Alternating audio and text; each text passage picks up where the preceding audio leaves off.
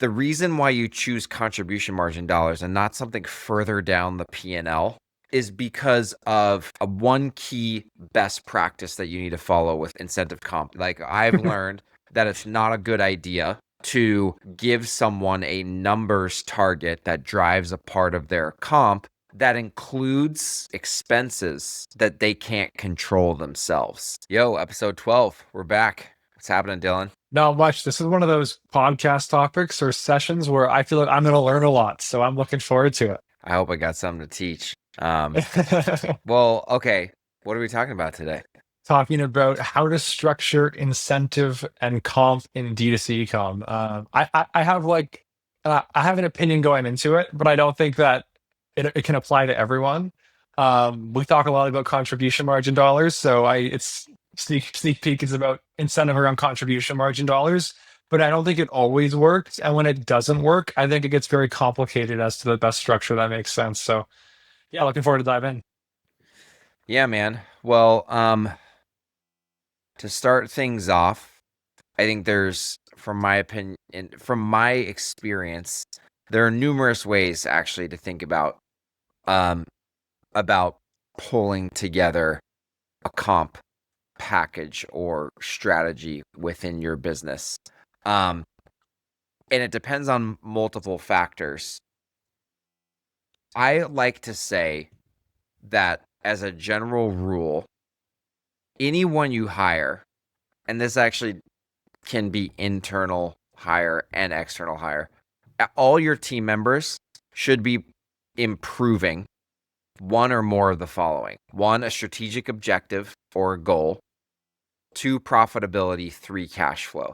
The best, when you talk about like recruiting strategy or like hiring strategy or people strategy in your business, you should actually think about when you know you really probably hit the nail on the head of like, yes, I should hire this role next, is if you can clearly articulate how it will advance all 3 of those.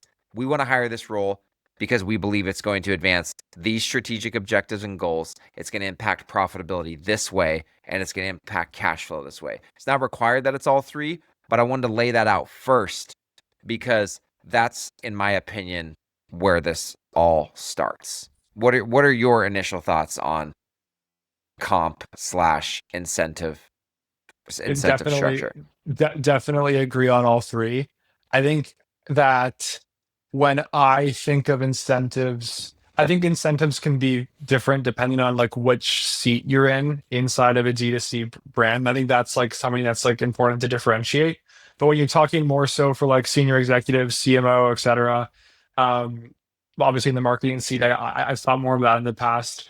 I think that contribution margin dollars as like the North Star is probably the way to go. So taking a percentage of contribution margin dollars after ad spend, I think is like one way of structuring comp. And that's often aligned as most brands are trying to maximize contribution margin dollars. Now, I think where it can sometimes get difficult is if you are not focusing purely on contribution margin dollar generations over a period of time. This is often going to be more common for high LTV brands that have like a loss on CAC, where if you're in like a hyper growth phase and you're maybe you have funding in some way, shape, or form, that can sometimes not be a great model because contribution margin may not be the primary business objective. I think most businesses can structure a lot of comp around contribution margin dollars, but I think when you can't, it kind of opens up this can of worms where you can take it a lot of different ways. What are your thoughts on that? Okay, so let's dissect this a little bit from the finance perspective. Why choose contribution margin dollars, right? It's because in the context of what you're, well, in its context of what you're talking about, like a team that handles revenue or growth, right? Marketing or sales.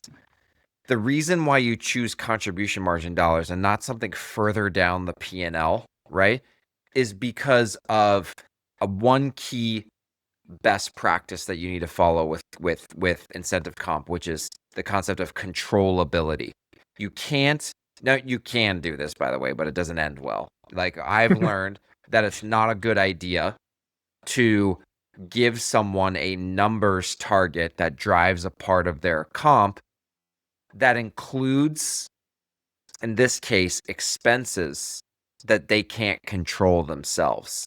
And the reason is if you give someone a number to go after, like say net profit, which includes fixed operating costs, right, that are out of the control of say that CMO or that VP of growth, it's out of their control. Now part of their goal is outside of their control. And one that can lead to demotivation and just this sense of like, it's not possible because my whole goal could get thwarted by, an executive somewhere else in the business deciding to take on some fixed costs that I don't agree with. So they can create misalignment. And, the other thing is if they see or become aware of changes to uncontrollable costs that may be affecting their bonus, you may actually catch them doing something behind your back to try to offset that somehow. Not because it's best for the business, but because they'll make their bonus, right? So the reason why I tend to recommend contribution margin is because it's not, and by the way, I want to be clear, it's very hard for any of this stuff to be 100% controllable. I'm not saying look for the 100% controllable metric, but you want to find something that's highly controllable and that they can mostly control with their actions and with their decisions. Yeah, I totally agree. I guess for either like non-marketing functions or other team members, any like best practices that you followed historically, Jon? So a couple things, I'm going to give some options because I think the way that you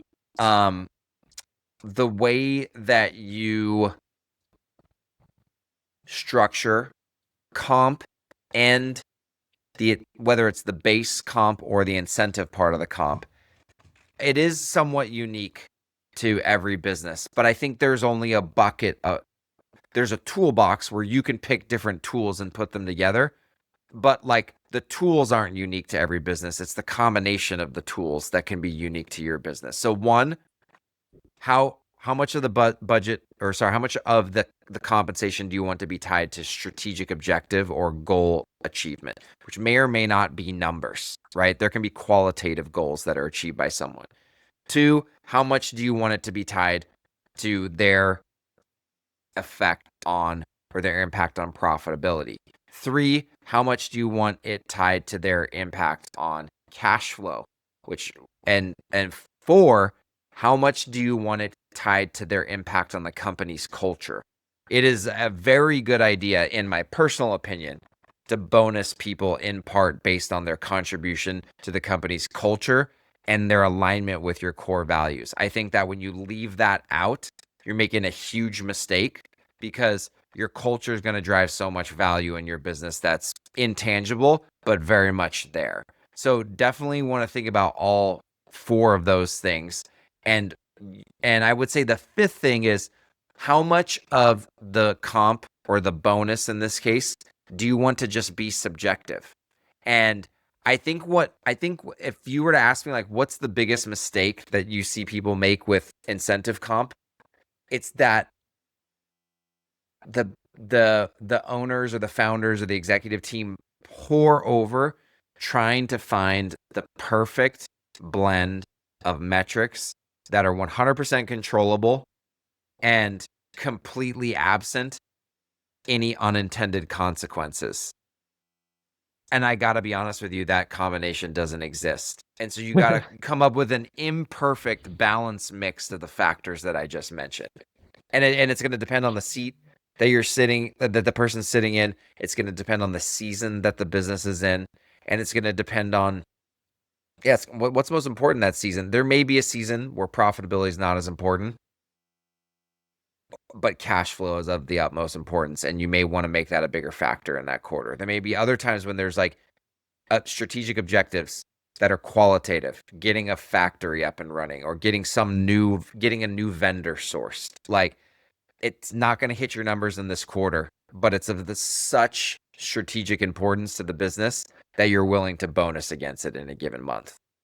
Yeah. And I guess that comes down to like maybe there's a portion of the bonus that's predefined or the portion of the incentive that's predefined surrounding like very like like hard and clear outcomes, and there's another that is more subjective. I think that totally makes sense. Um, I guess like are there any like models that you've seen definitely don't work in your experience? I guess is the fully subjective one the most difficult? Like any like I think we have like some alignment on like the direction you Yeah. should maybe consider going. But what are some things that are like I would not go there?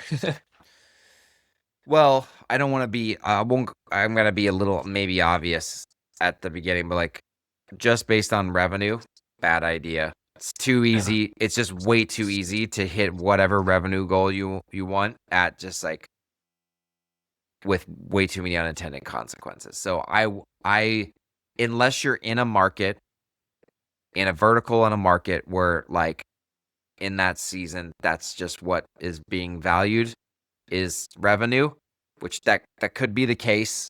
Although you just better be careful to not when that market peaks and it's on its way down that you have shifted to profitability focus before then, or sold the business. But definitely not that. I would also say that like if you're unsure, right, because you're trying to figure out, like I would say in the earlier days, brands are trying to, I think every business is trying to figure out like what are the real drivers of value in this business, right? Is it our marketing? Is it product development? Is it is it service? Is it customer service? Is it our culture? I don't think many businesses know for sure at the beginning, right? And so if you don't know what those true drivers of value are yet, go ahead and start with 100% subjective bonus. Just to start. I personally think 100% subjective bonus to start is better than there being no bonus if that's something that you feel strongly about including. But what you don't want to do is, in my opinion, just rush straight into some formulaic bonus that doesn't actually represent the true incentivizing the advancement of the true value drivers in your business. And then you're going to find yourself paying out bonuses to people that may or may not actually be like advancing what really creates value. I'm trying not to sound like a corporate consultant with like all these buzzwords, but like it's true. It's about being thought out. Like, does incentivizing this action build a long-term strategic like advantage or value for our business? That's what you want to incentivize. Yeah, there's also the consideration of like building it in a way where it's also durable. Like if you have one bonus structure today that like probably won't work at all 2 years from now, how you actually untangle that can get messy. So it's definitely something that you have to be very, very thoughtful about. And I would agree with you, like keeping it simpler first before you make it more complex. I think probably like directionally makes sense, as there is risk in going all in on something that may not be viable or in line with the business objectives long term. So I think that makes total sense. I'm curious, like from your perspective, like I think absolute contribution margin dollars is generally intuitive that like it makes sense to do that for the team or people that manage growth marketing. But like what are I don't know, the more and more ecom brands that I look at, like when I look under the hood, it's like, is anyone going a step further to look at the dynamics of new customer versus returning customer and ultimately how LTV and CAC play into that? Because there are things you can do to optimize if you get it, you can tinker with contribution margin in a given quarter to hit your bonus, Thinking your comp. Yeah, yeah, yeah. but not impact some of the other variables that we talk about a lot here. Like what like Yeah, yeah. I've thought about the same thing. I think that largely most of the ways you game it, though, like the risk you would run is like you can game it for a short amount of time, but then you maybe lose the ability to like if you were to game it and you might be able to maximize your comp as someone who has that comp structure for a couple months before it starts being counterproductive to you. So I think that like it is largely good. You could think about it where it's like, hey, I want to you. There's some other kind of constraints around it where it's like, yes, But in order to hit this, you also have to grow at X rate. Like that's one way to think about it too. Or maybe the other thing is like you also have to make sure that like the first time customer growth is also this to make sure because like the most common thing you could say against this is that especially if you're a higher LTV brand, is like you could make the argument temporarily sometimes if you pull back on spend a lot at acquiring customers, your contribution margin may temporarily balloon. So you can kind of think of these other constraints that might make sense. But I think that like it is largely a losing game most of the time if you try to game it. Well, I just thought of something as you were talking through that. That is something that we advise brands a lot on when they ask us about comp is like to be thoughtful about the time horizon, right? And so the time horizon needs to be long enough, right, to offset to protect against gaming in the short term. But it needs to be short enough that the team member doesn't feel like, dude, I'm never going to get this thing, right? Like if it's a 2-year thing. Now, there is a way to mix it, right? To be like you can get a certain amount quarterly or semi-annually and some, bigger portion of it every year. That's okay and recommended. But what you need to think about is the cycle. What is the cycle time for said thing that you're incentivizing, right? If it's a Yeah. quarterly qualitative goal, right? That's different than say incentivizing contribution margin dollars. Or actually, I'll go even a step further. Let's talk about it in terms of growth marketing. If you're talking about incentivizing contribution margin dollars for a brand that's growing really fast, but it's a supplement brand with monthly subscriptions, right? And sales more or less is it's up and to the right, and there's not a lot of seasonality because it like people just buy this on a monthly subscription. The time horizon upon which you incentivize that versus a super seasonal brand that sells kids bikes and they're sold in the spring and during Christmas, right? That super seasonal brand, probably most of that bonus needs to come annually because you could have a great spring and not have a great Christmas. And you could actually even over index for how much sales you try to pull forward to that great spring and potentially screw up Christmas and vice versa, right? Like Yeah. what are your thoughts when I bring up those kind of two different scenarios and how to think about the cycle time or the cycle length that you should incentivize? I actually think that as long as like base is high enough and it's not problematic to the in terms of you risking losing that team member, I think it is just easier to do annual. I think there's like so many nuances how things go. Like most in my experience, while there's a monthly target, like the end all be all is like what is the year over year at the end of the year. That's usually Yeah. the business objective that everyone's working towards. And I think that ultimately that's just the easiest way to do it. Now, depending on in some edge cases, especially, and that's more specifically for like the very quantitative Yeah. targets. I think if you're doing the more qualitative stuff, or maybe let's use that a portion of it can be quarterly or every 6 months or whatever cadence makes sense. But I would say that as long as that's okay with that team member, and if they're key, they're not going to leave because it's an annual thing. I would actually lean towards doing the annual thing just to keep incentives like very, very much aligned.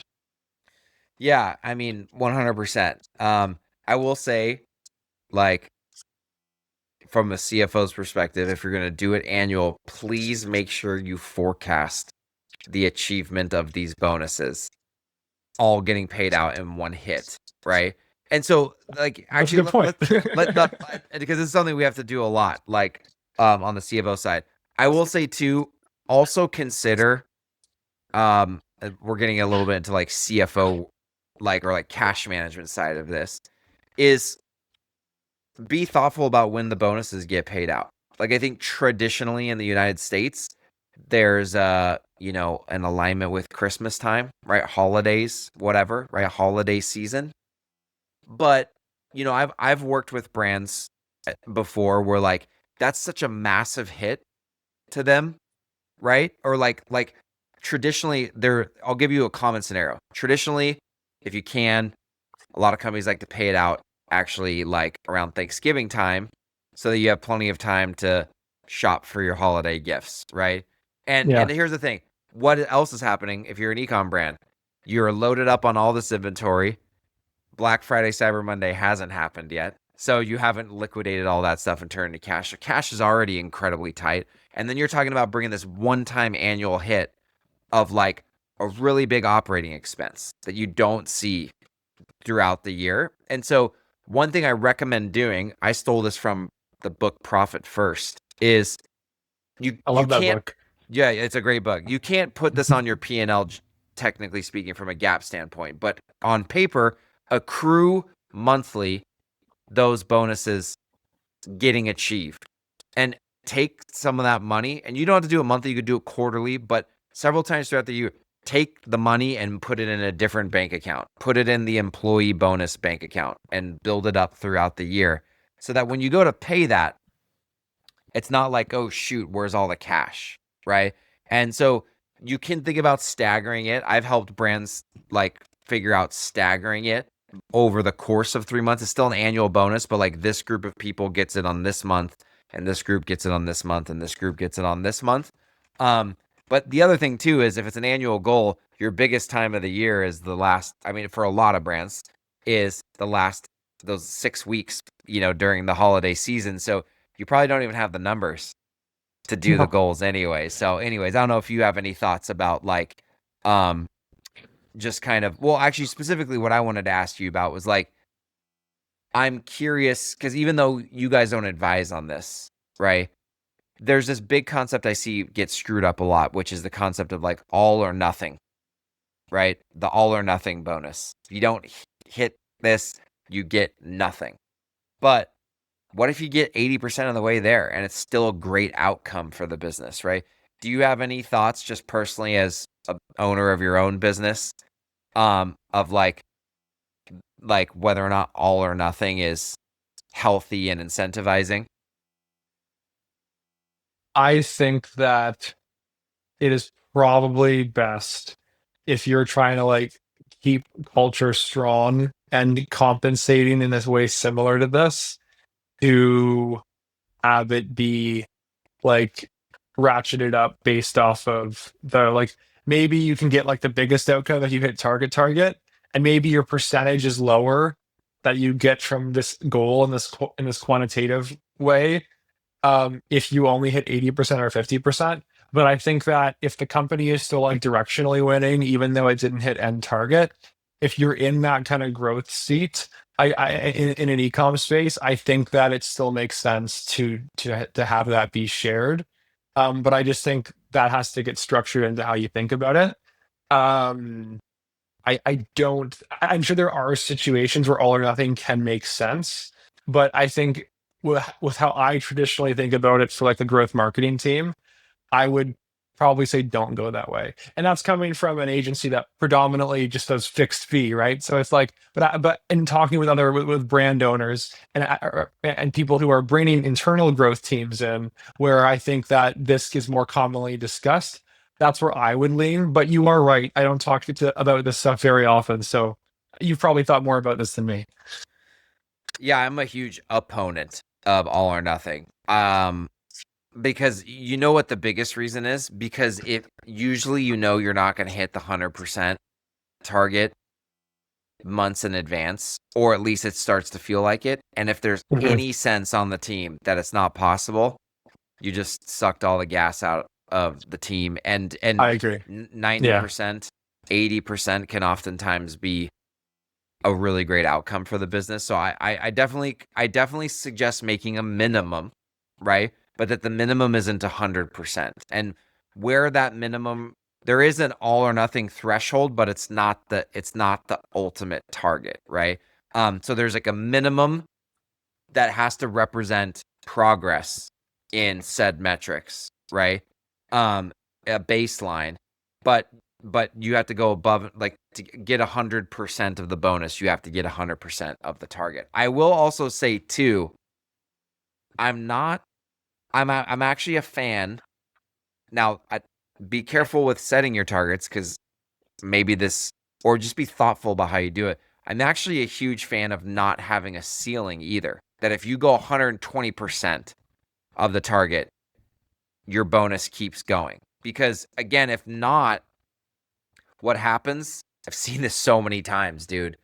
What happens is the team knows they're on track for 100% and they actually feel that they're going to beat it. They start throttling back because they only want to get to 100% because one, they can't make more money, but they want the next bar for next year to not get set so high that it's too hard to achieve. But if they can just scale past that goal and still make the incremental return on it that they should expect, like I love a no cap bonus if you have the number set up right way. Just make sure that whatever the formula is, it's profitable to pay them incrementally more. But you should, like, I think here's the big thing to remember.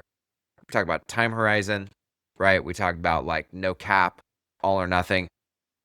I think my wisdom of after messing this up for a decade, right? What I learned is ecom's just always changing. The path to your goals is never a straight line. It's never what you think it's going to be. So there's got to be enough flexibility in the time horizon. And I would say like this kind of tiered like bonus amount as you approach the target. It's to allow flexibility for like, hey, we're behind in Q1, guys, but we see the path to catch up in Q2, right? And Q3. And so the battle's not lost because we're behind for 1 or 2 months, or we're behind 2 out of 4 months. And so you have to just make sure that you thoughtfully bake enough flexibility into it that even when you're off track, there's the team can get back on track and still earn something. I've seen too many bonus structures in the end of Q1 be like, it was structured so poorly that you finish Q1 and the team's like, there's no way to hit this. And you shouldn't have even had it in the first place. Yeah, where it becomes counterproductive. That makes complete sense. What are your thoughts on equity incentives? Okay. I have like very strongly held opinions on this, and we get asked about this all the time. Generally, don't do it. Just don't do it. And I know that may sound harsh, like don't give equity away. And it's not for the reason that you think. It's not because I'm telling you to be selfish and keep the business for yourself. It's actually because I just think a profit sharing plan works better. And there's a number of different reasons. Before I go into them, do you agree, and do you have any thoughts on that? I'd say in general, I agree. There's obviously exceptions, but I think that people feel the benefit of and tangibly associate it as a benefit of working at your company more if you actually get paid profits.